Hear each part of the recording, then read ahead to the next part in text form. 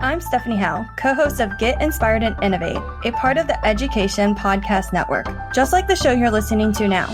Shows on the network are individually owned and opinions expressed may not reflect others. Find other interesting education podcasts at edupodcastnetwork.com. Coming up on episode 182 of the House of EdTech podcast, we are riding the wave. It's all Wakelet, and we're going to talk to Tisha Poncio all about it. Strike up the band.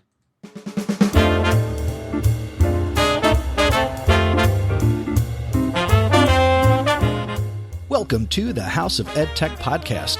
I am your host, Chris Nessie. The House of EdTech explores how technology is changing the way teachers teach and the impact that technology is having in education. I discuss technology that is changing our classrooms and schools, and I share tools and tips that you can hear today and use tomorrow. You're going to hear the stories of teachers, leaders, and creators just like you. The purpose? Whether you use it or not, technology is changing the way you teach and how your students learn.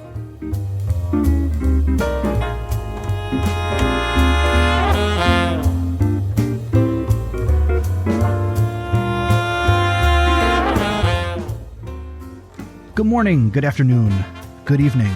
Welcome to another episode of the podcast. So happy you're making House of EdTech part of your anytime, anywhere professional development. It's the middle of summer. It's hot, and I'm recording the podcast. So exciting. All right, so in this episode, we are going to be focusing on Wakelet.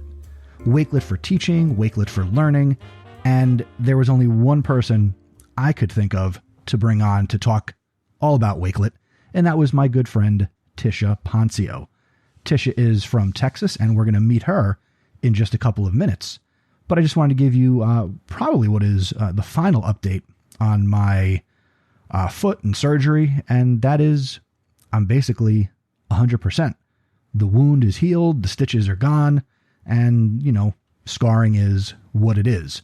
Not that my foot was anything special to begin with, but now it's got a scar on it. But I'm doing well, swimming, enjoying summer, and that's it. So I'm back and looking forward to more running and jumping and returning to CrossFit.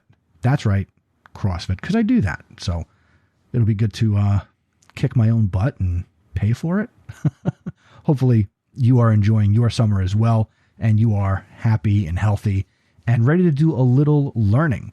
Now, I know that here in New Jersey, school is still a ways away as we're in the middle of July as I'm recording this, but for some people, school is getting ready to start back up, or if you're in one of those places where school is a year-round thing, school could be happening right now, or, you're getting ready to come back from some type of break. But I'm very excited to bring you this episode. I thought it was important to focus on the one tool, and I'm excited because I did a lot of learning in the conversation, which you will hear, and so thankful for Tisha to make time to speak with me and certainly take advantage of the fact that she is approachable, accessible, and she is there to help everybody who's curious about Wakelet. She's an amazing person, and again, I'm thankful that she took the time. Then, following the conversation, I put the call out on social media to have people submit their thoughts on Wakelet and how they're using it. So I've got some people who submitted, and I'm going to share what other people are doing and using Wakelet for following the conversation with Tisha. But without any further ado, let's get to that conversation with Tisha Poncio.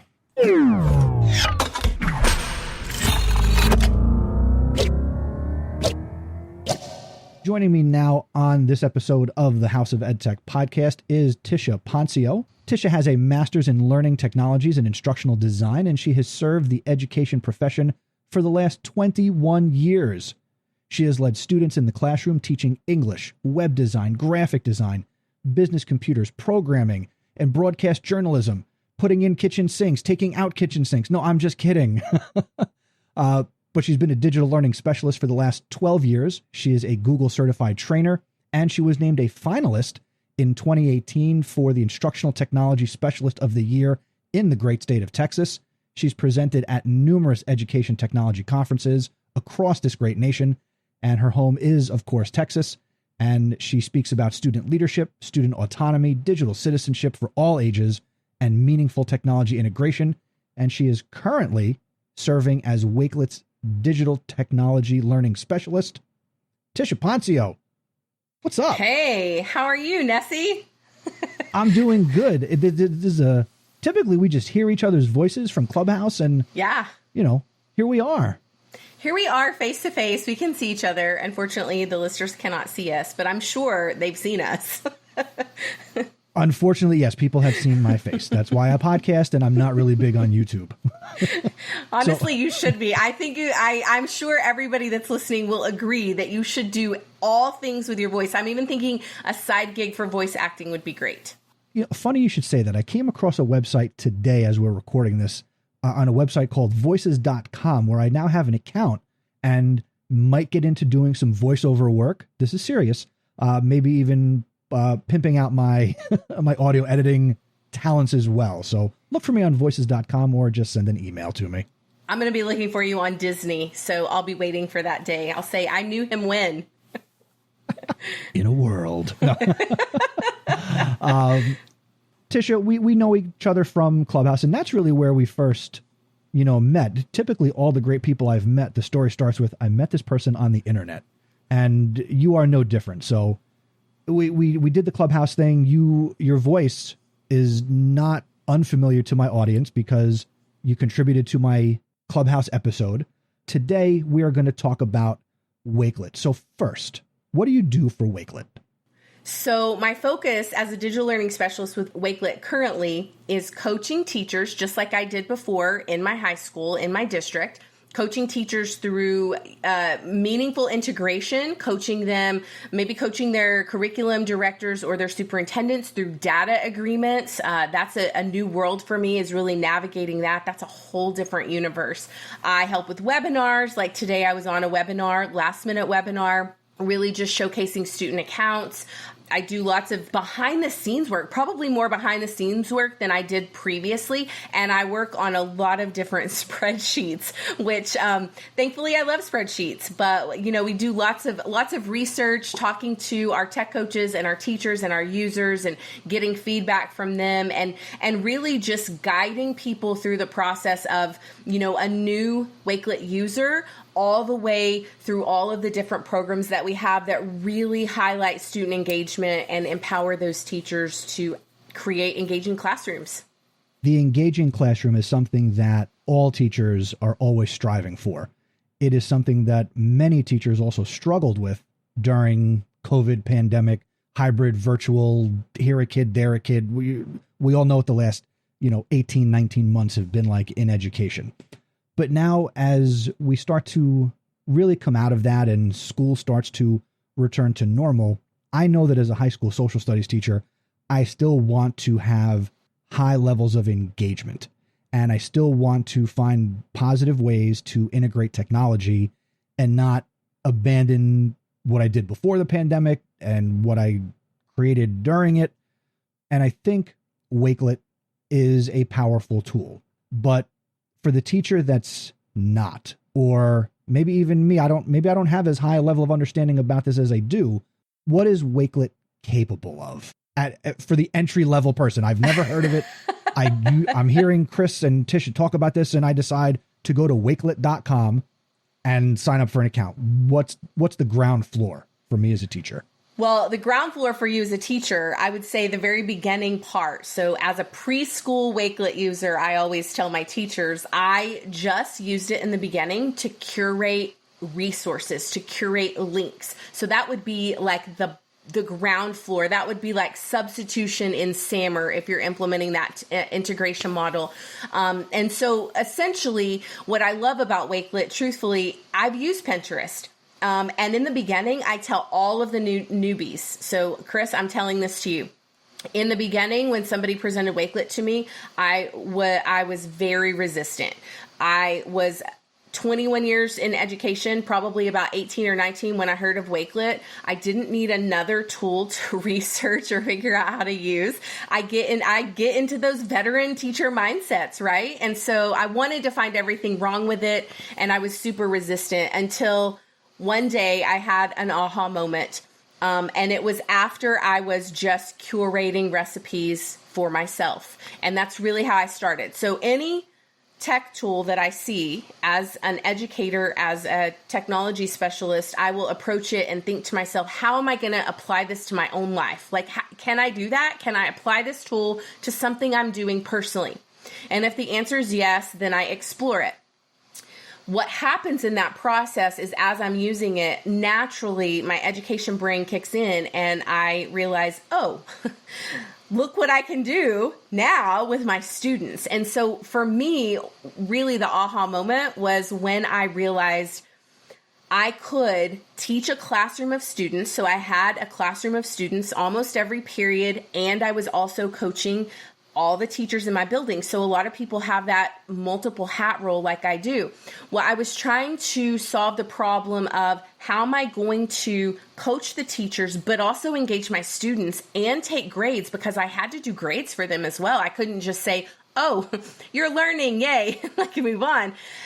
What Wakelet did for me is my very first usage after those recipes and curating those recipes, I realized that I could pull in artifacts. So not just URLs, but YouTube videos, my Google Drive video or Google Drive files from my classroom. I could share a Wakelet to Google Classroom in about 30 seconds. For me, it's all about productivity and time saving. And when I started doing that, I realized I could put together a self-paced or a student-paced lesson plan, and I could make sure that those students were hitting those learning goals and objectives with feedback. So I was able to integrate Flipgrid videos into this Wakelet. And then I was able to have all of this learning showcase for my students and really prove that they were learning what I wanted them to learn while I was also coaching teachers. So for me, it really just solved a problem that I had. And that is my advice to anybody who's starting out. What problem are you trying to solve? What learning goals and objectives are you trying to meet? Let's see how Wakelet can help you do that. So that is my advice. But yeah, curation of YouTube videos. I have, even right now, I have a summer, I think I call it summer movie wish list or something like that. So my family, we can never agree on movies, Chris. So I go in and I curate all the movies that I think are appropriate for our family. And when we sit down together and we want to watch a movie, I just go to that list and I do it on my phone. So time saving, quick, on the go. See, for me, that's really what I needed. I even still need that. So I would say to you, the mobile app, because you are busy just like I am. You have kids. You have commitments with your kids on certain nights to watch programs, just like I do on TV. And so that's how I would use it. The other thing is I learned how to use it with my own kids, my own children sitting with me at the dinner table, because they are the best critics of any tool. So that is my next piece of advice for sure. I like that you use the word Pinterest, because when Wakelet first came on the scene, that was my initial thought that, oh, this is like Pinterest for educators. But that was, a couple of years ago. And there are a lot more features. You started to hit on the ability to collaborate and, bring people in, the whole mobile app. There's the browser extension, pretty much every browser you're using. There's a way to integrate and have Wakelet functionality at your fingertip, your mouse tip, whatever. Let's go a step further. So now I've done the curation piece. I'm using it almost like a bookmarking tool. Assembling resources. How can I, as a teacher, now use it as a teaching tool? Well, I would say the next step would be for you as the teacher to create a collection, and we're just going to go with history. So I'm going to use an example that I've used with my own son this summer. He is going into 6th grade, but I decided to level up. We did the 7th grade history, Texas Essential Knowledge and Skills, and I went and took some of those state standards. So you could do the same thing. You could put the standards on the Wakelet. You could give it a title. For his title, I think the study was San Antonio, because they're studying Texas history. And you could collaborate with your students. So what I love about that piece is it makes it very easy for you, and it makes it very easy for your students. So in a classroom, one of the things that I think a lot of people outside of education don't understand is if I'm going to have my students use a tool, a lot of times I'm having to overcome the obstacle of getting every student logged into that tool. And I am taking a lot of time away from instruction by doing that. So with Wakelet, you can use the collaboration code or the invite code. Your students do not have to have an account. This works perfectly for under 13 students. And it's just really quick and easy. It's also easy for you to collaborate with your colleagues. If you wanted to put together example lessons that you maybe want to hit on through the year, you can do that really without even having to log in. So that would be the next step. And then actually, wait, real quick. Sure. You mentioned that students don't need an account. So you hit on the students under the age of 13. It's easy to kind of get them involved. Really quick side note. In your opinion, what's the earliest age group where Wakelet can be an effective tool for a student? Now, I know you mentioned like the pre-K kindergarten teacher, maybe bookmarking and curating, but what age group of students would you say, hey kids, let's get on here, where they're doing something? If I were in the classroom, I would say second and third probably would have no issue. And the thing about it, Chris, is second and third grade, they're not afraid like we are. They are not fearful to go into this. Hold on. You are not afraid. I pride myself on not being afraid of technology. So slow down. Yeah, I mean, I think that's it. You know, I think at the pre-K, kinder, first grade, maybe getting them used to the platform, maybe just verbally talking about it, go here. Maybe the teachers are using it for newsletters that they're sending home to their parents.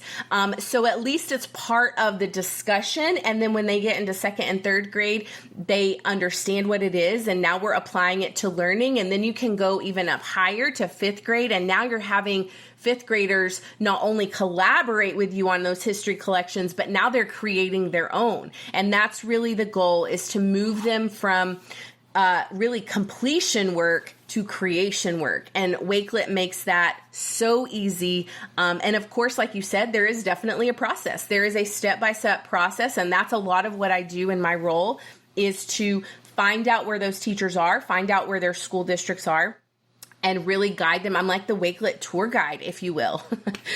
I love it. But I interrupted you. So you were talking about how you can get kids involved with using the platform and teachers using it as a teaching tool. So you can continue. Well, I lost my train of thought, which isn't, I mean, it's not hard with you and I talking on podcasts. So I do want to hit on something specific, because you mentioned, you know, pre-K, kinder, first grade.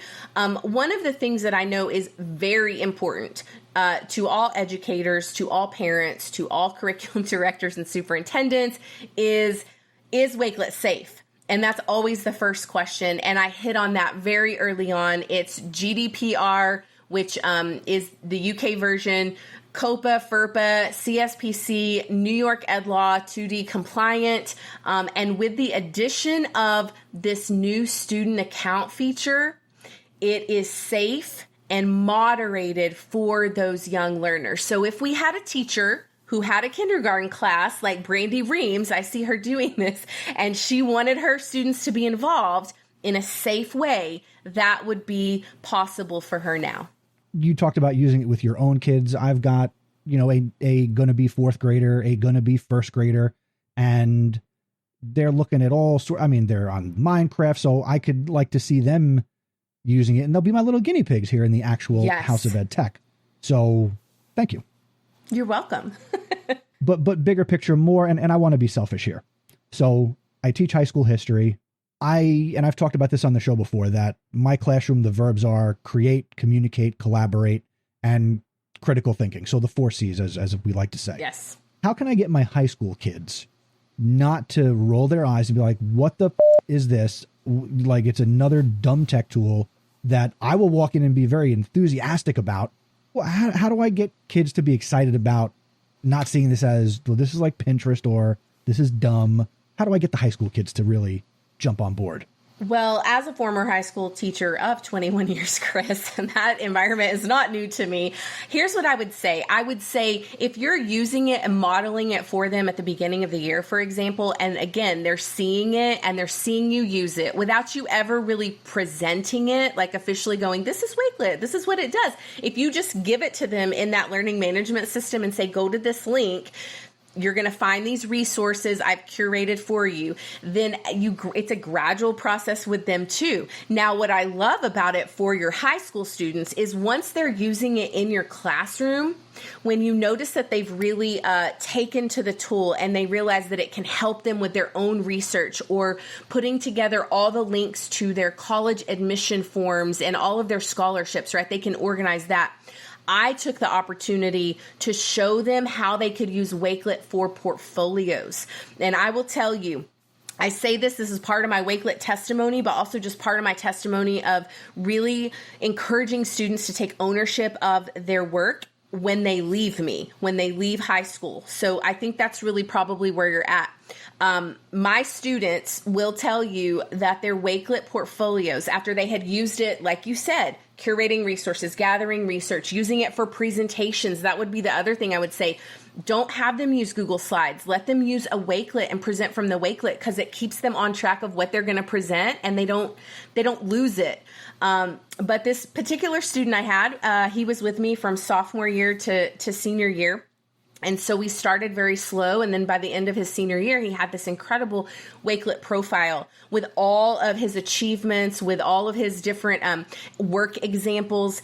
And he did not get into the college that he had hoped to get into right away. He didn't get admission at the same time as everybody else. And they asked him to give more evidence. And he said, Ms. Poncio, do I need to send my Wakelet portfolio and my resume? And I said, absolutely. Like send that and send anything else you can think of and maybe grab a letter. He will tell you today, if he were here with me, that Wakelet profile and all of his showcasing of learning and what he could create and those group projects and collaborations, it really was the key to him going to his dream college this fall. So I just say start small, model it for them, and get them used to that environment, and then just show them how they can use it for bigger things that aren't just for your history class. That's really the goal. You know, they're used to TikTok. They're used to Minecraft. Like you said, my son does Fortnite all the time. He's into Pokemon. I mean, we have to find ways to engage them. And I think, again, giving them the research is great in the beginning, right? We're still at that substitution level, but we really need to redefine how are we going to use Wakelet and how's it going to get my kids like leveled up, if you will. So that is really my advice. And honestly, I would love to meet with your kids, Chris. I think we should plan that. I want to come do a field trip in your history classroom. Virtual, or you want to come to Jersey? Both. Let's see if we can figure out both, right? Absolutely. Yeah, definitely. And actually, you know what? Let me pull back the curtain on myself for a second. I think that's something that I have struggled with, where when I want to introduce a tool, like I said, I'll walk into the classroom, I'll be excited about the tool. And there have been times where I know I have said, hey, everybody, here's this tool. And I will take the, 15, 20 minutes to say, let's all look at the tool. Yeah. Maybe I need to, with something like this, take that different approach. And I think that's a good mindset to have, show it to them, but not show it to them. Yeah, don't tell them all the answers right away. Make them ask questions. Make them be curious about this tool. Like, what is this tool you're having us use? Why are we using it? Why is it better than this? Why can't I use slides?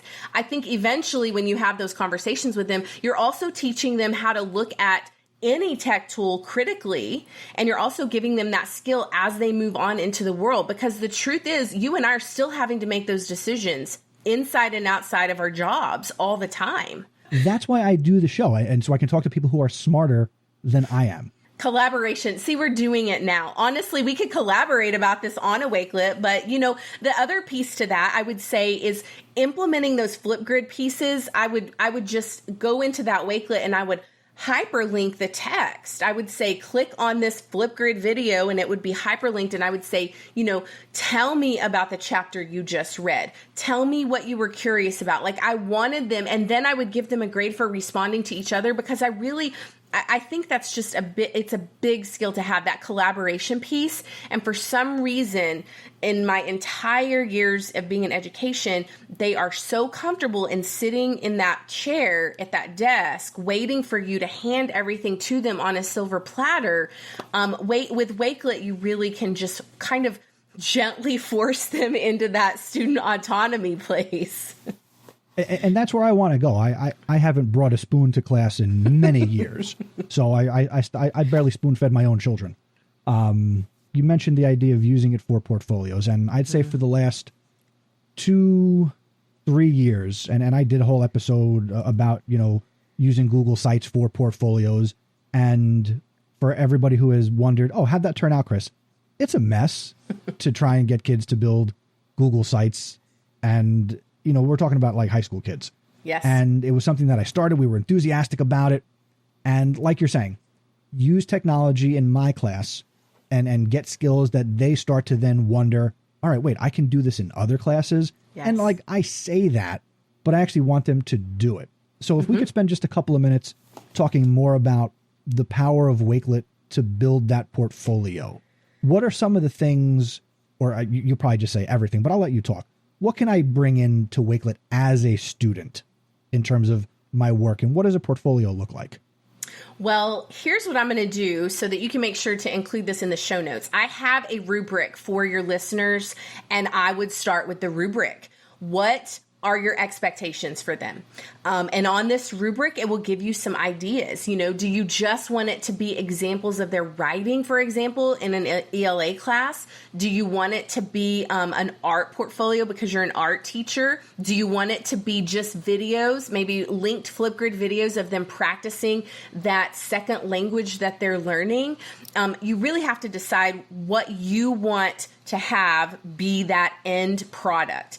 And once you have that portfolio rubric in place, it's really easy then to go, okay, as the teacher and you're designing your lesson, you're designing what it's going to look like. Do you want them to finish that particular lesson or that particular portfolio in 9 weeks, in 6 weeks, in 12 weeks? You have to decide. For me, I wanted them to take the entire year. So we started beginning of the year, and I had check-ins every couple of weeks with them, very quick check-ins, 2 minutes, 3 minutes tops, and then a middle of the year and an end of the year. And they knew that my expectation was for them to have this completed piece of work. Now, for each student, it was very individualized. So now you talk about individualized learning. What they have to learn at the high school level, Chris, is that all through those years, they've been going to school with each other, at least at my school. They just kind of followed each other, and they were so used to doing the same thing that their friends were or the person next to them. And what I really wanted them to embrace is my portfolio is not going to look like yours. What I highlight is not going to be what you highlight. And so it really taught them to focus on their talents, their skill set.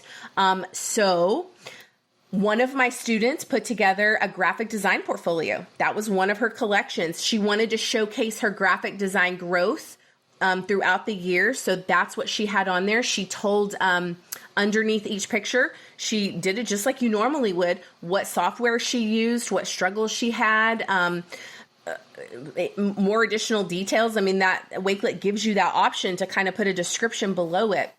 I had another student that decided to not only create a portfolio on Wakelet, but she decided to use the whole profile as her business website.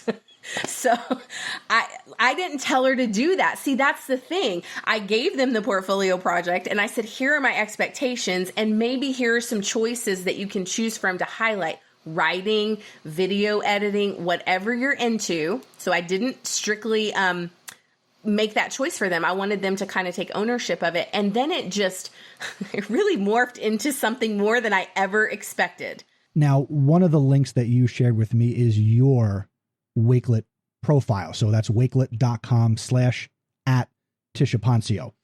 Is that a special employee website page, or is that like if I go to wakelet.com/@Mr. Nessie, again, mine is bare bones, but this is, if people go to this, when I'll include it in the show notes, like this is what a page could look like, right? Absolutely. Absolutely. And the thing about it is, I told you in the beginning of the show, I started off as a preschool Wakelet user. And once my students were really the ones showing me. So now I was learning side by side with them. And I think if teachers are more open to that, I mean, it becomes a powerhouse of learning and collaboration. And they're the reason that I have the portfolio you're seeing right there. The truth is, I link that portfolio on my LinkedIn page, my Twitter page. I put it on my resume. I followed their lead. Some of them even use the Wakelet QR code feature to share on their resume. And so, yeah, the thing about it, Chris, and this is really what I love about Wakelet, and I was telling somebody this today on a call, Wakelet collections and creation and critical thinking, it's not a destination. It isn't somewhere where you go, okay, well, I'm done. Like, check. Those collections that you're seeing, that page that you're seeing is such a living document. It's a breathing document, and it is changing sometimes by the minute, by the hour, but at least every day I am updating. And a lot of times I'm doing it from my phone, like while I'm in bed watching now, I am TV. Gonna say, now I'm looking at this. You got nothing in the personal development area. I'll tell you why. I'll tell you, that's new. Go ahead. It's brand new. Right. It's new. So my philosophy on PD, I kind of started thinking about, okay, well, I've thought of PD forever as professional development, something I had to do as an educator, right? And so just this last week, I started thinking, okay, I don't have those opportunities anymore. So as a Wakelet digital learning specialist, it's really up to me to kind of seek those opportunities out. So the first thing I'm going to add to that is a list of books. You may have seen, I think we're Facebook friends, I asked for a list of books that changed your life. And that is the reason I asked that question, because I really want to curate some incredible leadership, personal development books that I think people should read. And of course, yours was How to Win Friends and Influence People. And I have told you that I have read that book. I made my students read that book, Chris. So it is an incredible book, but I just think I want to showcase that I am always learning. You know, I don't want people to think that I'm now at Wakelet doing, digital learning tour guides and I've totally just fallen off the learning path. No, I am checking out, there's lots of things I maybe want to get certified in and courses I want to take. And so that space is new, and that is my own personal challenge. So, you're seeing the most updated version. Nice. And again, for you who's listening, this will be in the show notes out at chrisnessy.com/182. And I'll just also say that under that personal development, I hope there's a little podcast collection too. So if you scroll up to the top, you should see, I believe there is a media collection, and your podcast will join all the other podcasts that I've been on. I think it's under media. I can't remember if that's exactly where it is. But yeah, I have curated all the podcasts, all the webinars. I've tried to put together all the presentations, because my students and I always say this, but I can tell you on my resume, like, Chris, I promise that I know how to do this, and I know how to do this, and I can use Excel spreadsheets. So that's great. But my digital portfolio should be proof to you that I know how to do all the things I stated on my resume. And that's really what I want to teach students. That's what I want to teach adults. That's what I want to teach anybody in any industry, right? I mean, just showcasing that learning and that development, I think, is huge. Yes, it is. And that's something that when we as teachers were talking about authentic assessment and learning, that's the authentic piece. I was talking with some of the students I teach at Rutgers about how when you do resumes, everybody will put, I know Microsoft Office. Well, just because you open up just because you open up Microsoft Office or Word once a year doesn't mean it should be on your resume per se. Right. So putting out content, I could see myself even offering this as a portfolio option, even for my college students, because my goodness, it's that powerful. And what I was going to say, I wanted to add this on because we were talking about your high school students, and we have the Wakelet Student Ambassador Program, and my students, I actually helped write those tasks, but my students beta tested that out, and so they gave us feedback. What a great opportunity for my students to work with the EdTech company in a real world setting. But through the Wakelet Student Ambassador Program, the students go through tasks, and it's the teacher decides on the pace, but they are learning, like you said, the 4 C's in addition to digital citizenship. citizenship and curation and information literacy. So it's an easy way for teachers that maybe feel like their students aren't learning those things in their school. It's a great way for them to sort of infuse that into their classroom. And I mean, it could go over the course of the year. My students did it in 2 weeks. I do not recommend that. No, going that fast is not good for anything or anyone. No, but they did learn a great lesson on real world deadlines. Thank you for spending time with me. You've been very generous with your time, and I want to be respectful of your time. But before I let you go, is there anything, again, because you work for Wakelet and I like to be in the know, is there anything on the Wakelet horizon that you could talk about and people could get the exclusive scoop here on House of EdTech? Well, I can tell you that this student account preview that's been happening since May is just one of the incredible ways that they are about to unleash. I can't tell you exactly what it is, Chris, but I can tell you that it has something to do with layouts. And I think it's going to satisfy some of those, we'll say, other technology app users that are using another tool for those sticky note, feedback, discussion board, different things. So that is one of the things. But it's funny that you say that, because I've been joking with Callum. If you don't know Callum Nightingale, he's really been working. He's VP of product, like not VP of product, but he's working with the product team.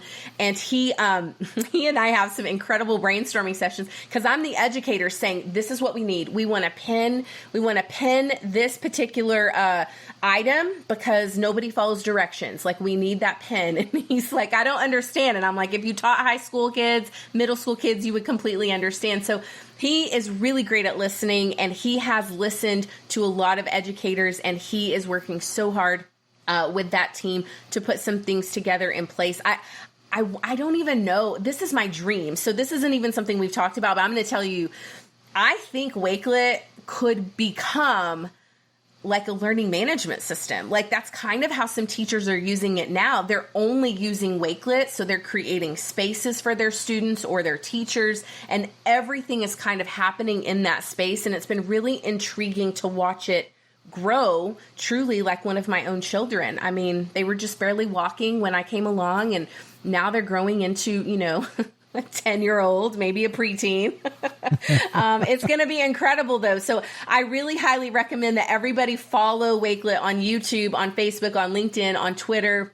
And if you have any questions, anybody listening about data agreements, about school trainings, I already have scheduled some in-person trainings that I'm doing, Chris. So if anybody would love for me to come to their school and do some training, email me, Tisha@wakelet.com. That's awesome. And again, everybody, if you go to chrisnessy.com, Tisha has a little guest bio there with all of her social media, Twitter, Instagram. We like to play on Clubhouse sometimes together. So certainly Tisha is very accessible. She does a great job with what she does. And Tisha, thank you so much for spending some time here on the House of EdTech. I really appreciate it. Thank you, Chris. It's always a pleasure hanging out with you. I can't wait until you're famous and can take me to a Disney opening one day.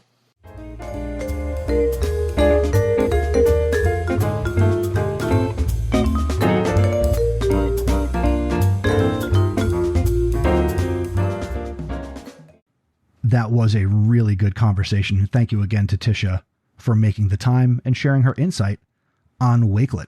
I will say this, when we hit stop on the recording, she did tell me some cool stuff that is coming to Wakelet. Nothing that would get her in trouble for saying it to another human being, but I can't say anything. But there's some cool stuff coming. So make sure you stay tuned to Wakelet and everything that they're doing over there, because there's some cool stuff coming. Next, let's do the Just Give It a Try segment, which I've garnered the feedback. And today, again, we're focusing about Wakelet. So we got some people who submitted their thoughts. We have a voicemail from Pam Hubler, and we got a couple of emails and some tweets. So let's go right to the very special techie Pam Hubler and how she is using Wakelet. Hey Chris, this is Pam Hubler, or Special Techie on Twitter. I know you're working on some amazing ideas on how educators can use Wakelet, so here are just some of my favorites. I use Wakelet for newsletters for our school since it's a free resource and you can open it on any device, no app needed. I also use it to curate Twitter chats like PD for You and Me, which Teresa Gross, Emily Francis, and I host on Saturdays at 8:30 a.m. Eastern Standard Time. I also use it for my Potty PD for teachers. You can find more about that on my blog, spedtechgeek.com. And anyone that wants to see some more examples on how I use Wakelet can follow me there. Just look for wakelet.com at Special Techie. Thanks for sharing all these amazing ideas. Thank you for submitting some amazing ideas, Pam. And I will link to her website and also her Wakelet page, which is wakelet.com/@specialtechie. Next, we got an email from Lainie Storer, and this is sent from Amy on behalf of her and her sister, Dyann. Amy is at TechAmyS on Twitter, and her sister is at TMS_counselor. Their Wakelet pages are, first, Amy's is wakelet.com/@TechAmyS, and her sister Dyann is wakelet.com/@TechCareTwins. And again, all these links that I talk about in the episode will be out at chrisnessy.com/182. Or if you're on your mobile device, swipe left or up, down, or tap the cover art, and you will see the show notes with the links right on your phone. Now, Amy, what does she use Wakelet for? First, she's a former instructional coach, and she is a lead tech integration mentor. She uses Wakelet to conduct virtual professional development. She saves conference notes. She puts presentations up there. She uses it for newsletters and back channels, as well as tech tips and bite-size PD. Her sister, Dyann, is a middle school counselor, and she uses Wakelet for a virtual calming room, newsletters, guidance lessons, tech support, campus and district resources, as well as student course requests and take care tips, as she wrote in the email. Thank you to Amy for speaking on behalf of yourself and your sister and sharing a couple of ways that you are both making use of Wakelet. Next up, we got another email. This comes from Glorianne Hakes. She is at Mrs. Hakes on Twitter, and that's HEIKES. She's an instructional coach from Hutchinson, Minnesota, and her Wakelet address is wakelet.com/@Glorianne Hakes. That'll be in the show notes. And she says in her email that she creates collections of resources for teachers and other staff that she serves. She takes some of the top items each month, and she creates a Wakelet newsletter with the ideas readily available for teachers that she coaches. Thank you to Glorianne for sharing that idea. Phenomenal work. And last but not least, we got a tweet from Laura Krenicki. She is at Laura_Krenicki on Twitter. And that's KRENICKI.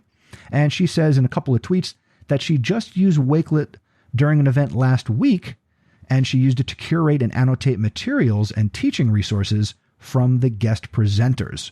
She also uses Wakelet to make newsletters, share student work, make resource sets, unit plans, as well as saving bookmark collections, tutorials, you name it.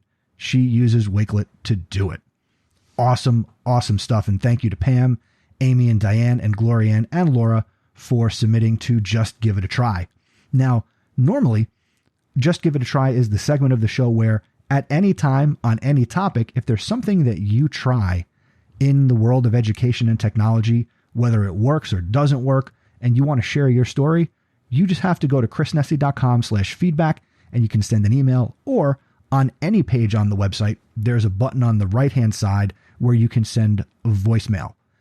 Obviously, this is an audio podcast, and voicemail would be preferred. But anytime you want, this is your opportunity to tell everybody what you tried, what you learned, and because you share your story, we all grow together. That's the point of the podcast. That's the point of this segment, to just give it a try. Now, let's meet this episode's House of Ed Tech VIPs.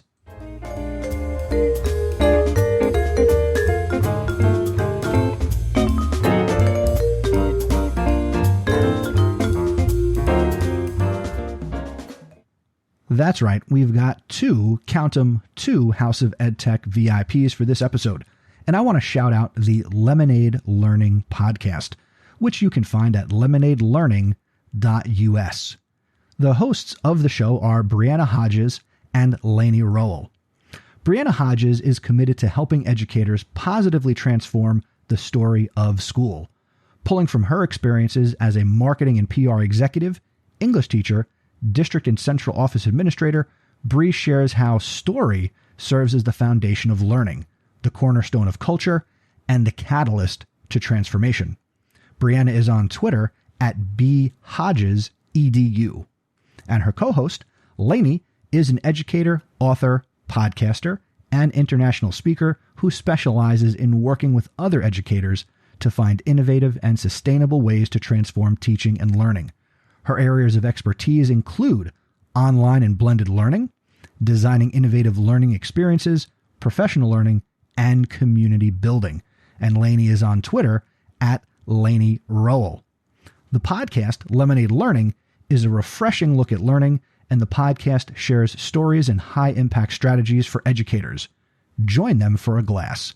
Use the hashtag LemonadeLearning on social media and check out their podcast and connect with both of them because they are House of EdTech VIPs.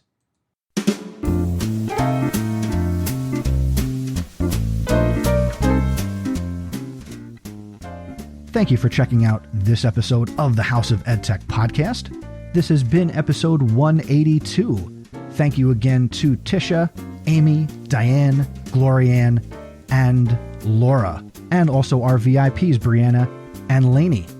Let's keep the conversation going. Let's keep riding the Wakelet wave. I'm ready to implement it in my classroom in greater depth here in the next coming school year. If you want to connect, go to chrisnessy.com/182. That'll have all the links that are there about the show. And again, tap your screen right now, swipe left, swipe up, swipe down, and you might have a way to access show notes in your podcatcher. If you want to send a message another way, always go to chrisnessy.com/feedback. If you enjoy the podcast, do me a favor. First and foremost, tell somebody else about the podcast. If you're listening to my words right now, you're a fan. Help me spread the word about the show. Use the hashtag House of EdTech on social media. Another thing you can consider becoming an awesome supporter. My awesome supporter program is powered by patreon.com. That allows a consumer of content like you to support a creator of content like me. Special thanks to Anthony Arnaud, Dan Gallagher, Carlos Garza, Peggy George, Jeff Herb, Mike Messner, Matt Miller, JP Presevento, Patty Reefus, Lori Simpson, and Kyle Wilcox. Thank you for your support, and if you are interested in becoming an awesome supporter, go to chrisnessy.com/awesome. The next episode of the podcast is episode 183. That's going to come your way on August 1st, 2021, and I've got a couple of guests lined up the rest of the summer. So I am looking forward to bringing you these conversations. I don't want to spoil it just yet, but make sure you are subscribed. If this is YouTube, I would tell you to ding the bell and smash the like button, but this is a podcast, so I don't need to do that. I just go back to thing one, and that is, if you got value, tell somebody else about the show. Now, I'll also throw out here, Podcast PD is on a little bit of a summer hiatus, so if you're a fan of Podcast PD, we haven't been doing shows because it is summer, and Stacy and AJ and myself, we like to have our Sunday nights when we can. But get subscribed to Podcast PD as well. Until next time, thank you for learning with me. Thank you for listening to the podcast. Thank you, thank you, thank you. I appreciate it. And remember, using technology isn't difficult. Just give it a try.